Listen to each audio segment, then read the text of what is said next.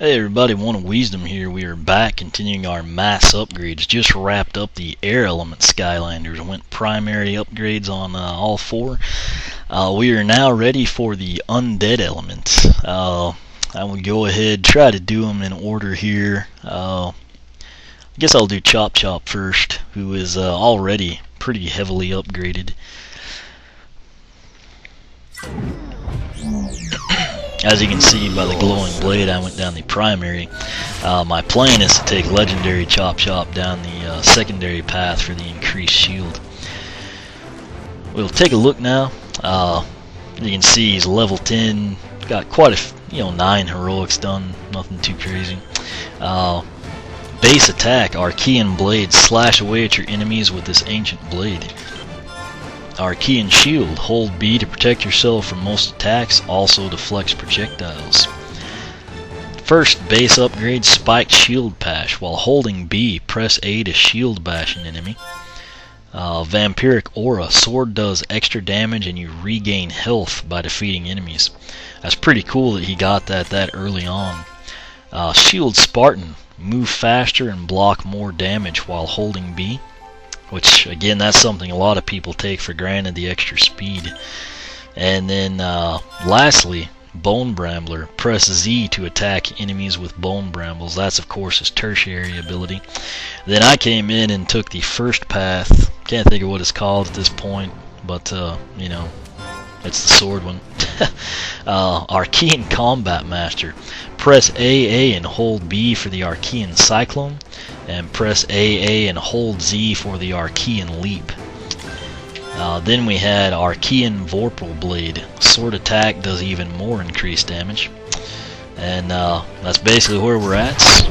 I'll kind of demo everything for you. Here is his base sword attack, and then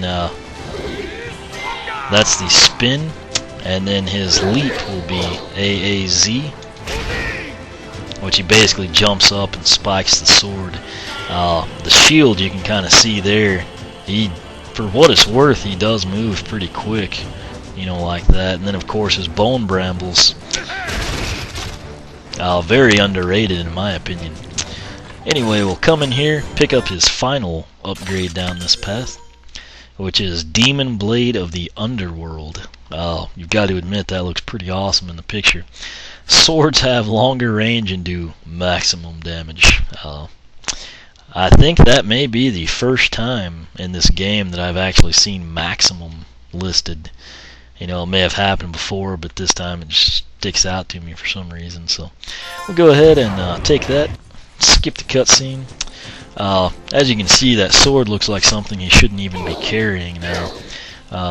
Obviously it's got pretty good range,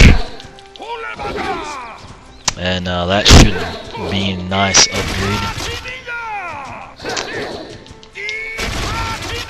Just a side note, you can do that leap and hold Z down and get the Bone Brambles to come, if anyone cares.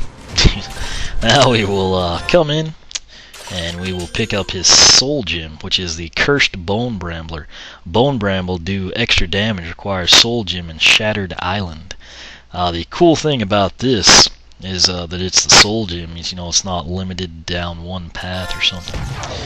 So we'll pick that up, skip the cutscene, and head over here so you can get a good look at it. Yeah, and you can see that. He looks pretty awesome upgraded down this path. As you can see, level 10, got quite a few upgrades. The box art, he looks like a, just a beast from the underworld, basically. But came in, took him down the primary path, which I'd already started prior to this video.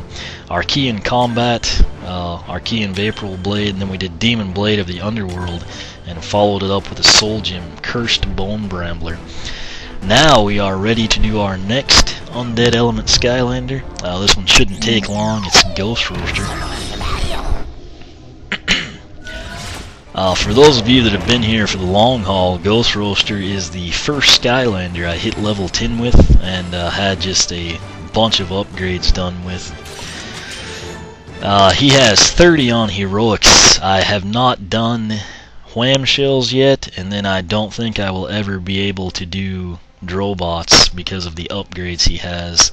Essentially what happens is I kill the green chompies and they get ghosts, and then the purple chompies run into the ghosts and kill themselves. I've tried eating them. It may be doable if you can eat the ghosts fast enough, but you know, that's the story there. As you can see, his base attack, Chain Whip. I'm kind of sad we lost that mace end on him, but swing your Chain Whip, tail at enemies. Secondary is Skull Charge. Transform into a ghostly skull that barrels through enemies. That just keeps getting better. Third, we have his first base upgrade, Pain Chain. Chain Whip attacks do increased damage. In my opinion, you should have gone with this stock, and then he should have had the mace, but you know, that's just me. Then we've got Metalhead. The Skull Charge attack lasts longer. Ectoplasm Mold. Hold Z to enter Ectoplasm mode and be immune to all attacks but lose health over time. It's kind of a catch-22 there. And then the Haunt. If I did not have this upgrade, I would be able to do Drobot's challenge with no issue. But what happens, defeating an enemy with a Chain Whip turns them into a ghost that attacks other enemies. And then, obviously, you'll see, I went down the Skullmaster path, I think that's what it was called, and I couldn't be happier. Fright Bite, Skull Charge does increased damage.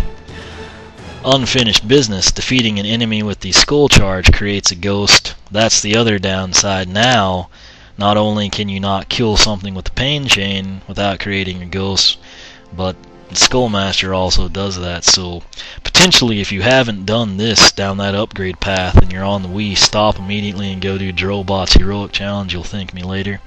But that said, I mean, outside of that Heroic Challenge, both of those are huge assets in the game. Then his final upgrade path, upgrade down that path is the Life Transfer. Devouring a ghost while doing a Skull Charge heals you. This is again your only real option to get through Drobot's challenge. I've tried it a few times, and it's ridiculous. If you tried it, you'll know what I mean. That leaves the Soul Gem, Lingering Curse, which we will do. But as you can see, I really think the mace should have been what he gets later on. But there's the Pain Chain. Doesn't do a whole lot, and honestly, when you can do this, which that may not look like much to some people, but it's amazing what you can do with that attack. And then that's Ectoplasm mode. You can see him slowly losing health. I think that may be the first time I've ever actually used it, now that I think about it. But anyway, we will come in here and pick up his Soul Gem. Lingering Curse. Ghosts have a bigger attack range and knock enemies away. Requires Soul Gem and Dark Light Crypt. This should basically make Drobot's challenge impossible for me, if it wasn't already. But whatever, I'm not too concerned about it. So I can't really demo that one either. But as you can see, he's got the 30 heroics. He will have 31 here shortly. And went down the secondary upgrade path, and then we picked up Lingering Curse. So overall, Ghost Roaster is a great character, very underappreciated in my opinion. I know a lot of people, that have commented or emailed me or Facebook, what have you. They're younger. Their parents a lot of times won't let them have Dark Light Crypt. I guess for whatever reason, but there's really nothing crazy. I mean, Dark Light Crypt is like the most, crazy level. You've got a guy baking pies to feed ghosts who like pies more than doing bad things. But anyway,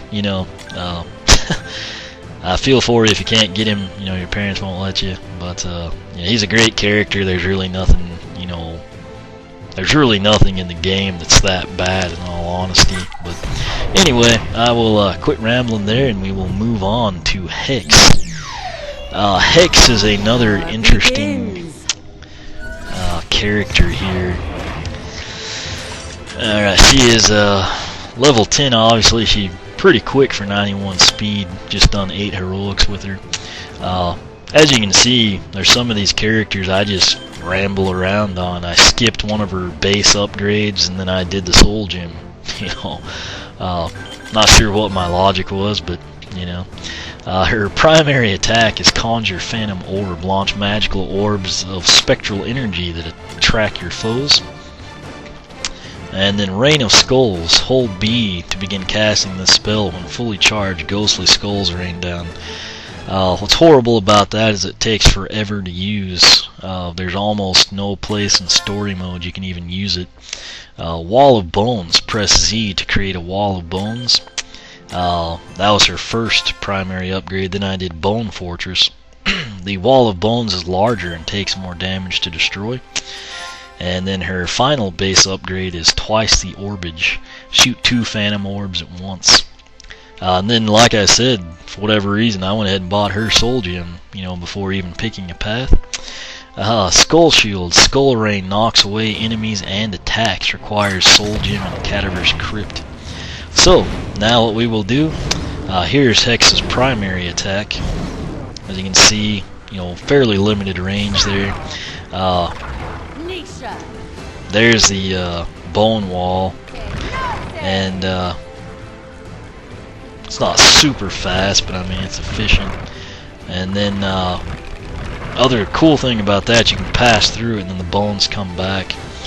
But her secondary attack is the Rain of Skulls, and note that bar takes forever, you know, and you can't do a primary attack while doing that. But we'll go ahead now and upgrade her a little bit. Storm of Skulls. Conjure up to 4 skulls with your Skull Rain attack is the one I skipped, probably because it's so slow to load I couldn't see myself using it much.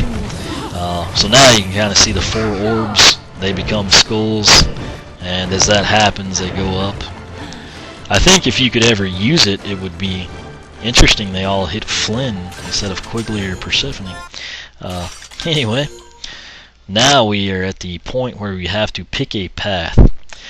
Shade Master. Further develop your Phantom Orb attack or the primary. And then Bone Crafter. Further develop your Skull Rain and Wall of Bone abilities. Player versus player, you probably want to do Bone Crafter, since there's no one player option. You know, for me it's probably going to have to be Shade Master. The thing I wish is that I could have the you know, Wall of Bones, you know, be able to do damage down this path, but instead, you know, it just sticks to the Phantom Orbs. So I'll go ahead and do that, just mainly because it's so rare I get to do player versus player. Both paths are okay in all honesty, but long distance orbs. Hold A to increase the range of your Phantom Orbs. Holding A is something I'm generally not a fan of in this game. Oh, that was pretty cool though. It would be awesome if you could control it, but you know, they do hone in on the enemies for what it's worth, so you know, decent range out of it. Now her second upgrade down Shade Master. Not quite sure where they came up with that name either, but Caustic Phantom Orbs. Phantom Orbs do increased damage. Skip that. Probably change their appearance a little bit too. Yeah. Nothing too crazy, you know, not like Igniter or anything. Her final upgrade down Shade Master is Unstable Phantom Orbs. Phantom Orbs explode, damaging nearby enemies. Oh, that would help if I would upgrade, wouldn't it? Like I said, it's pretty late. It's 3:33 right now. Interestingly enough.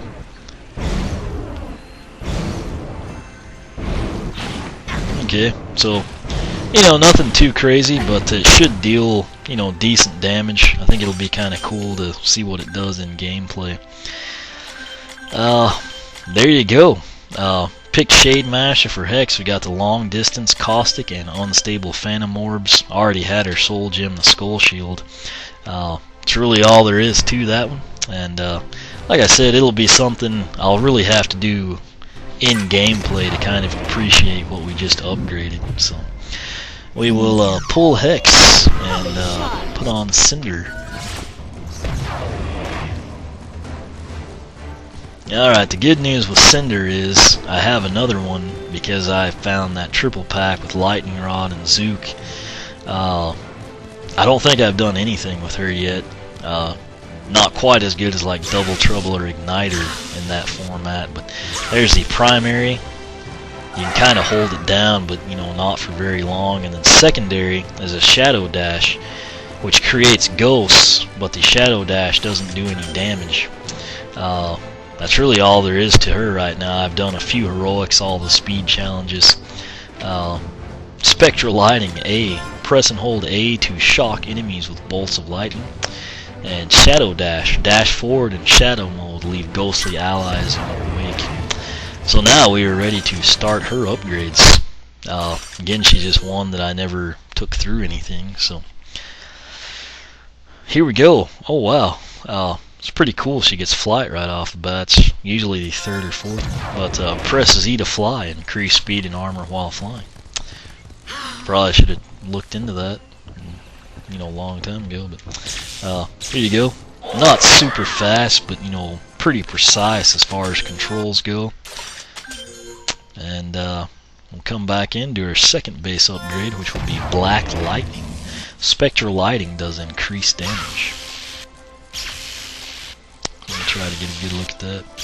Yeah, that's actually as advertised, kind of black with a UV outline or something. So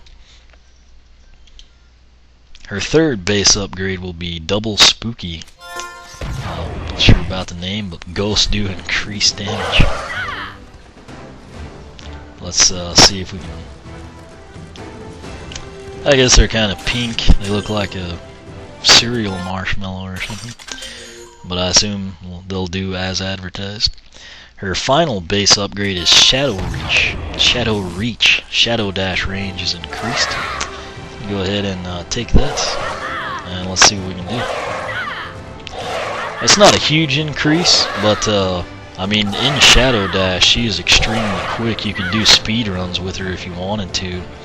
And the other cool thing is you could, you know, go just avoid enemies. So something to keep in mind. Now we get to the very hard part where we have to pick a path. Personally, I'm kind of torn on Cinder. Nether Welder, further develop your Spectral Lightning attack. It's supposed to make her awesome, you know, just deal out tons of damage. And then Shadow Dancer, further develop your abilities with Ghost and Shadow Dash. Like I said, I do have the other Cinder from that triple pack, so I'm going to do one down each path.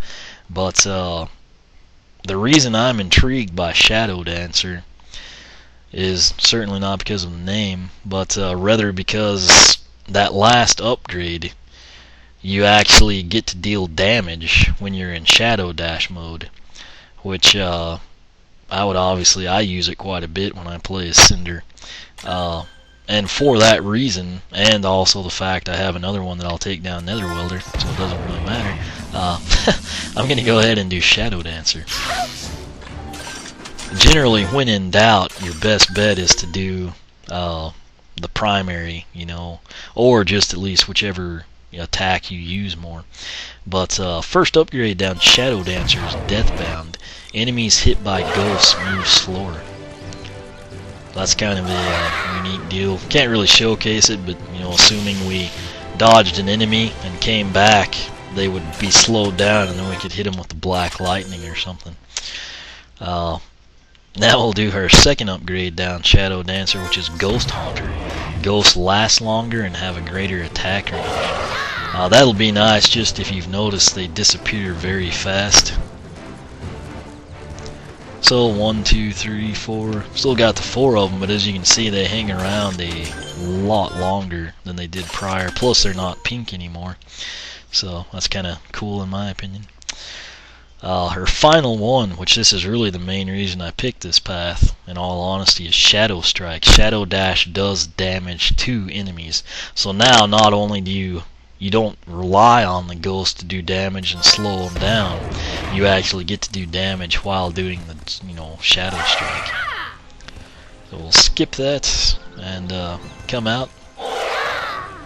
doesn't look much different, but just the fact that you can do that and kind of be immune to attack and do damage is what interests me. So in theory, you know, say we're in Quicksilver Vault, we've got our key and defenders, that point where you get 3 of them. I would basically come in, shadow dash, let the ghost slow them down, and then just hit them with black lightning. That said, you know, I do plan to do Nether Wielder with my other Cinder, but we will now do her Soul Gem. Alright, so Haunted Ally. A ghost ally travels with you and damages enemies. This would be good justification if you wanted to do Nether Welder. You know, say you just have one Cinder. This kind of offers some of the benefits you get down Shadow Dancer. So, you know, like I said, you know, that's probably your best bet if you're in doubt. But for me, I just kind of wanted to see what the Shadow Dash would do. Of course, Soul Gem here is Molten Mind. So now we've got the ghost there with us, and now we can do the Black Lightning, Shadow Dash, which is longer, has the extra enemies, we can fly. I think it'll be one of those deals I'll want to kind of see what she does in gameplay with that. But she's pretty quick, you know, has little more health than some Skylanders, but I think that Shadow Dash, if it does enough damage, I think that'll be pretty sweet, you know, at least kind of a unique deal for a Skylander. Anyway, there you see. We went down Shadow Dancer with this Cinder, picked up Deathbound, Ghost Haunter, Shadow Strike, and then our Soul Gem, we got the Haunted Ally. So, that's that. That's actually all 4 of our Undead Element Skylanders. Video wasn't quite as long because I'd done so many upgrades already with Chop Chop, Ghost Roaster, and even quite a few with Hex. But that said, you know, we kind of mixed it up. You know, Ghost Roaster I did secondary, Cinder I did secondary. Really tempted on Hex to do secondary, but the good news is eventually you'll see me with Legendary Chop Chop do a shielded path. And same thing with this other Cinder. You know, I'll go ahead and take it down Nether Welder, kind of see how the two compare. Probably anytime I have the opportunity to have 2 Skylanders, you know, whether legendary or just an extra, I'll probably make a little video where I kind of take them both through the same area of a level and compare them for you. That way it might help you pick out a path. But that said, Undead Element is now fully upgraded through the Soul Gem. Questions, comments, feel free to ask here on YouTube or the blog, oneofwisdom.blogspot.com. Again, the blog is your best bet for the quickest response. Also might find an answer there. You can follow me on Twitter, like me on Facebook, whichever you prefer. And as always, thanks for watching.